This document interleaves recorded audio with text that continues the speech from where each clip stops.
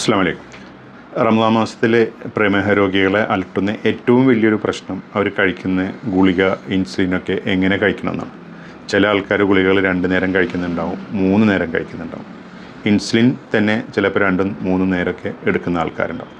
നോമ്പ് എടുക്കാൻ പറ്റുന്ന ആൾക്കാരുണ്ടല്ലോ, അപ്പം കിഡ്നിക്ക് അസുഖം അല്ലെങ്കിൽ ഹാർട്ടിന് അങ്ങനത്തെ ഒന്നും പ്രശ്നമില്ലാതെ ഗുളികകൾ മാത്രം അല്ലെങ്കിൽ ഇൻസുലിൻ മാത്രം, വേറെ പ്രമേഹവുമായി ബന്ധപ്പെട്ട് വേറെ കോംപ്ലിക്കേഷനൊന്നും ഇല്ലാത്ത ആൾക്കാർക്ക് എങ്ങനെ കഴിക്കേണ്ട രീതിയാണ് ഞാൻ പറയുന്നത്. ഇപ്പോൾ രാവിലെ കഴിക്കുന്ന ഗുളികകളുണ്ടാവും, അത് നമ്മൾ നോമ്പ് തുറന്ന് ഉടനെ കഴിക്കുക. അതേപോലെ തന്നെ രാത്രി കഴിക്കുന്ന ഗുളികകളുണ്ടാവും, അത് അത്താഴത്തിന് കഴിക്കാം. ഈ അത്താഴം കഴിയുന്നതും സുബഹിയിലേക്ക് അടുപ്പിക്കാൻ നോക്കുക. അപ്പോൾ ആദ്യത്തെ കുറച്ച് ദിവസങ്ങളൊക്കെ നമ്മൾ ഗുളിക കഴിക്കുന്നുണ്ടെങ്കിൽ കഴിക്കുന്ന ഗുളികയുടെ പകുതിയാക്കിയിട്ട് കഴിക്കുക. അതൊരു 5 ദിവസമൊക്കെ കഴിച്ചിട്ട് പിന്നീട് ബുദ്ധിമുട്ടില്ലെങ്കിൽ അവർക്ക് എന്ത് ചെയ്യാം, ആ പഴയ ഡോസിലേക്ക് പോവാം.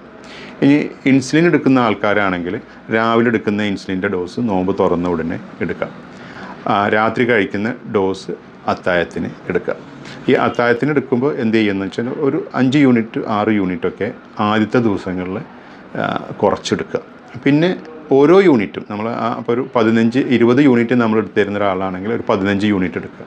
പിന്നെ ഓരോ 2 ദിവസം കൂടുമ്പോൾ 1 യൂണിറ്റ് വെച്ചിട്ട് കൂട്ടുക, 16 പിന്നെ 17 അങ്ങനെ. അപ്പോൾ ബുദ്ധിമുട്ടില്ലെങ്കിൽ പഴയ ഡോസിലേക്ക് എത്താൻ പറ്റും.